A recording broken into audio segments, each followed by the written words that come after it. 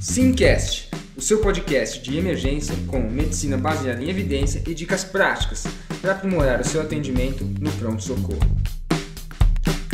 E aí galera, aqui é Vinícius Corrêa da Sim, estou aqui com o Eduardo da Sim, o Dudu, e hoje a gente vai conversar com vocês a respeito de uma situação crítica aí na emergência, que deixa muita gente aí de cabelo em pé quando pega essa situação, que é quando a gente entuba o paciente e ele começa a afundar, descer ladeira abaixo. Uma situação bem crítica, né, Eduardo? Isso aí é ruim. Por quê? Porque você acabou de entubar, você fica mais tranquilo, mas a tranquilidade não dura nem um minuto, você já fica desesperado de novo. Mas tem que manter a calma. Então, vamos conversar aí. Qual que é o caso, Vini? Manda aí.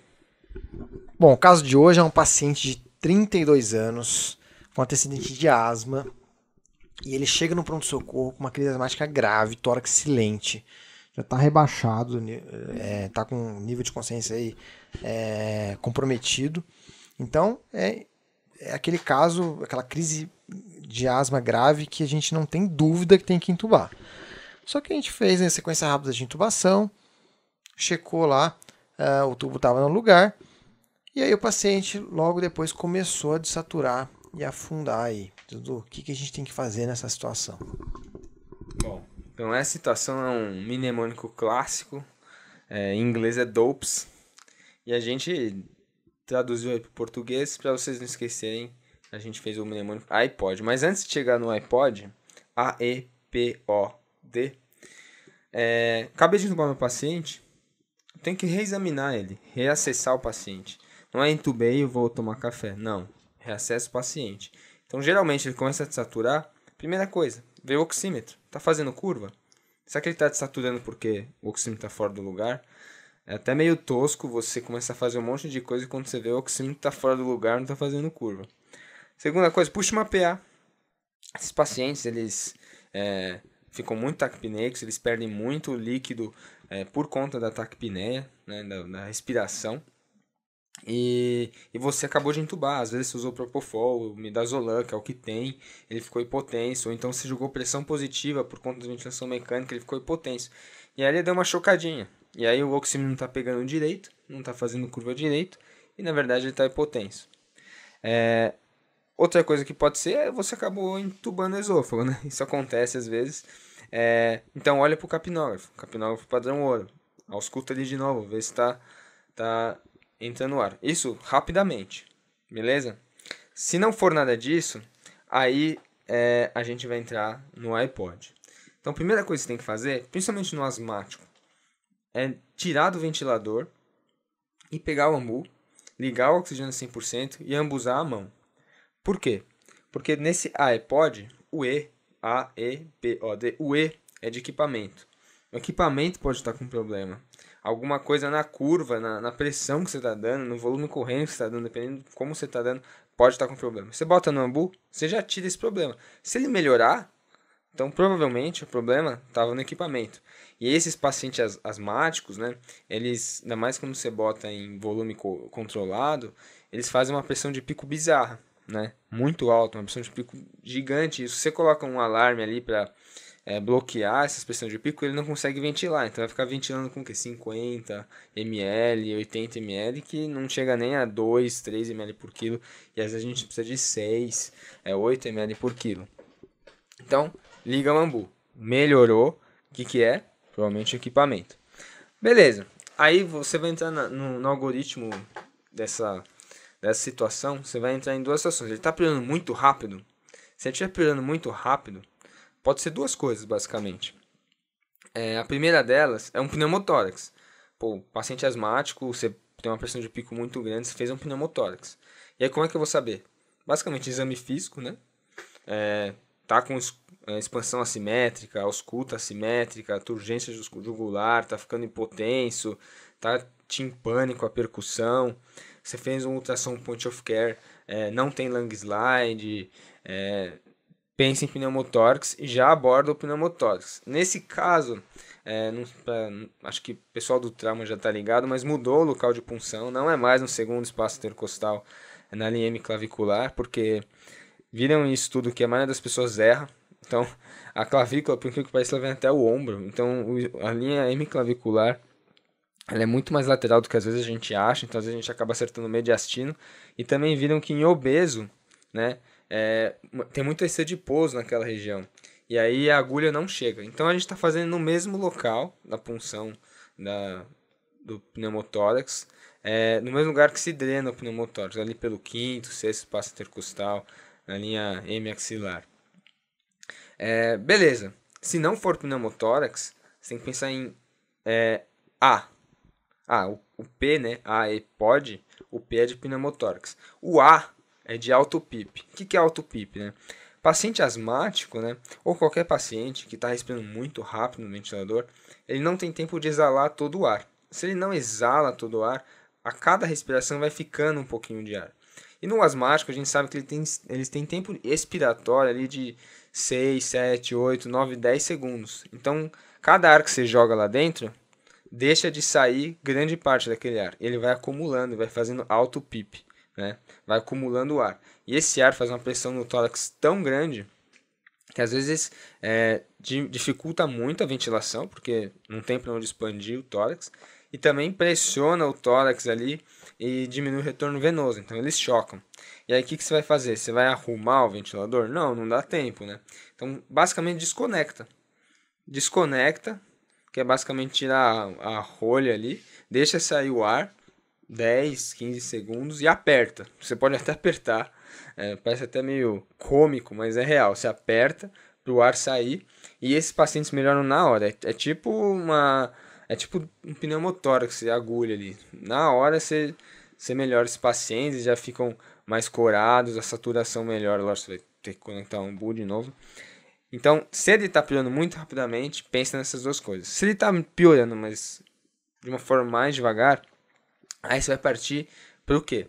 Já foi o A, né, que é autopip, já foi o E, que é equipamento, já foi o P, que é pneumotórax, e aí você vai para o O, que é obstrução, né? Como é que eu vou ver que você tem obstrução? Basicamente, você vai pegar e passar uma sonda de aspiração, um aspiradorzinho.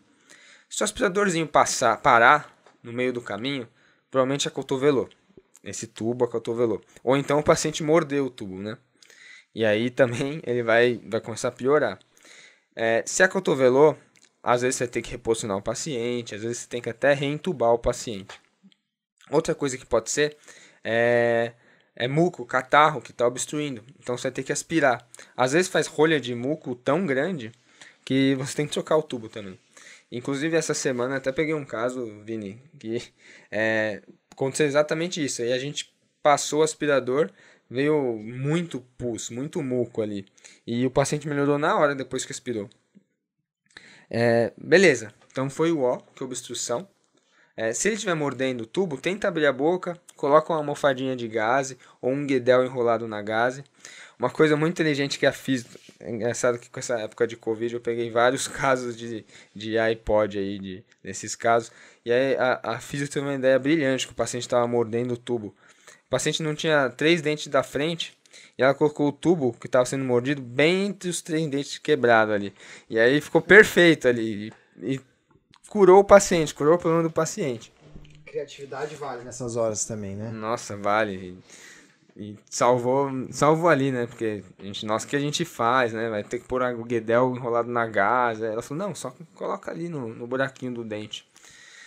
Beleza. Então, se não é O, aí vem o D, que o D é deslocamento, né? O tubo pode deslocar de duas formas, ou principalmente no transporte, né? Ou depois agora que a gente está pronando muito o paciente, então quando prona, ele pode deslocar ou para cima ou para baixo. Se deslocou para cima, o que você vai ver? No ventilador, você vai ver, né, que ele tá entrando mais ar do que saindo. Então, o VTE, que é o volume corrente expiratório, é diferente do VTINS, que é o volume corrente inspiratório. Ou então, quando você estiver no ambu, você vai ambuzar e você vai escutar ar saindo pela boca. Tá? Isso é quando deslocou para cima. Se deslocar para baixo, provavelmente ele vai seletivar, né? Geralmente para o pulmão direito. E aí você vai ver que o pulmão esquerdo, lógico, pode ser para o esquerdo também, mas geralmente para o direito, você vai ver que o pulmão direito está expandindo e o esquerdo não. né? Como não degringola tão rápido, você pode até pedir um raio-x para confirmar. Beleza. Nisso você já identifica muita das causas, né? Só que não todas, porque se não é nada disso, aí você tem que fazer o quê? Reacessar o paciente, reacessar o prontuário. Só que aí você vai ter mais tempo, porque não é o que ele vai degringolar tão rápido. Então pensar em diferenciais. Será que ele chocou de novo? Será que é um TEP? Esses dias eu peguei também outro caso disso, que na verdade era um TEP, né? Ele tepou, piorou de repente, e aí dentro o quadro dele a gente pensou em TEP, fez uma angiotoma e realmente era um TEP. Então começa a pensar, examina o paciente, revê o prontuário, repete os exames e pensa nos diferenciais. Então é assim que eu faço essa abordagem. Tem que ser sistemática, porque vira e mexe você esquece coisa. E acho que é isso, Vini. Dudu, só a última pergunta aqui, cara. Se o paciente piora logo que a gente entuba, e um cenário diferente desse, quando o paciente está lá entubado já há um tempinho, algumas horas, e depois ele começa a degringolar. Então ele tem um delay aí, fica um tempo bem, não é logo após a intubação que ele começa a degringolar. Muda a minha abordagem de um cenário para outro? Sim, muda muito pouco, né? Acho que a primeira parte que eu falei de checar se o oxímetro está no lugar, a pressão, você também vai fazer. É mais improvável, mas eu também sempre faço. Então não muda muito o tempo. Lógico que as possibilidades mudam, porque a probabilidade de ser uma coisa ou outra muda, mas a forma de abordar não muda, mas os diferenciais mudam, as causas, geralmente. Dificilmente o paciente vai fazer um TEP sendo que você acabou de entubar ele, entendeu? Os diferenciais mudam, mas a abordagem sistemática é a mesma, porque você tem que ir do que vai matar ele antes, né, que são as coisas mais graves, para depois poder, excluindo essas coisas, você poder chegar em diferenciais importantes também, mas que não vão matar tão rápido. O que eu tenho que pensar se ele piora tardiamente, não precocemente? Então, além de fazer essa abordagem, você tem que pensar em diferenciais como o próprio piora da doença, né? Agora, nessa onda de Covid, a gente está vendo que às vezes os pacientes evoluem muito rápido para uma hipoxemia bizarra e você precisa às vezes pronar, bloquear ou ligar o óxido nítrico, que eles têm respondido. Ou então, como esse exemplo que eu falei, ele tepou de repente, ou ele chocou de novo, fez um choque séptico, e aí, ou então ele, às vezes por mais que ele esteja entubado, ele pode broncoaspirar, fez uma pneumonia associada à ventilação. Então são múltiplos diferenciais, aí entra mais uma parte clínica e tem que avaliar o paciente como um todo, pedir laboratório, repetir o raio-x, fazer um ultrassom e sempre tá com a mente aberta, né? Não fechar num diagnóstico. Pô, não, tenho certeza que ele tepou. Não, vai com a mente aberta, não ancore nenhum diagnóstico e examine o paciente como um todo. É isso que a gente chama de viés de ancoragem, né? A gente fixar o nosso raciocínio no diagnóstico só e esquecer do resto, né? Isso é bem grave. Não devemos fazer isso, sempre pensar abertamente. Dudu, para fechar agora, fala pra gente rapidamente o iPod para ficar na cabeça de todo mundo aí. Então, beleza, vamos lá. Autopip, né? Principalmente nos pacientes obstrutivos ou que estão com uma frequência respiratória muito alta. E equipamento, que a gente contorna isso ambuzando, né? Você passa por ambu, provavelmente é uma coisa no equipamento, que pode ser desde as sincronias até um ventilador quebrado. P, pneumotórax. Lembra que o paciente que está entubado está jogando pressão positiva, então se ele tiver uma predisposição ou a pressão for muito grande, ele faz barotrauma, pneumotórax. Obstrução, então lembrar de passar aquela sondinha, ver se não está acotovelado, se não tem muco, ele não está mordendo o tubo. E D, deslocamento, pode ser para cima ou para baixo. Então, iPod. Para quem quiser, pode ser DOPES também, mas é em inglês, que é Displacement, Obstruction, Pneumothorax, Equipment e Stacked Breathing. Beleza? Então é isso aí, pessoal. Finalizamos mais um episódio aí. Para quem não segue a gente no Instagram, @emergencia.sim, não deixe de seguir a gente. E também confira nosso curso gratuito de Covid-19. O link do site tá lá no nosso Instagram, mas para quem quiser, emergenciasim.com.br/EAD. Até a próxima, pessoal. Um abraço.